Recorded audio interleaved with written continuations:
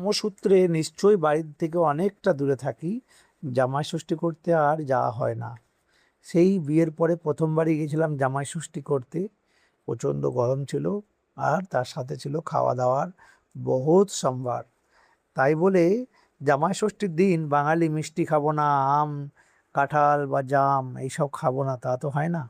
তাই এখানে যেটা বাঙালি মিষ্টির দোকান আছে, সেইখানে সুইটস বেঙ্গলে চলে গেছিলাম আজকের দুপুরে এইরকম সুন্দর সুন্দর বাঙালি মিষ্টি নিতে।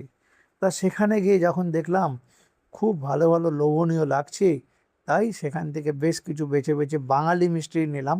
তার সাথে সাথে কিছু এখানকার মিষ্টিও ছিল, বাট সেগুলো আমি নিইনি।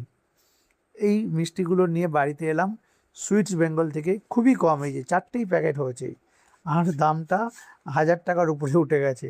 যাই হোক, এখানে মিষ্টির দোকান দামটা একটু হবেই, এটা তো স্বাভাবিক, কিন্তু অতিরিক্ত দাম।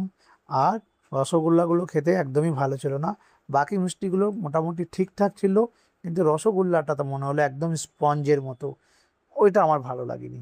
যাই হোক, তারপরে থালাতে সাজিয়ে দেওয়া হলো।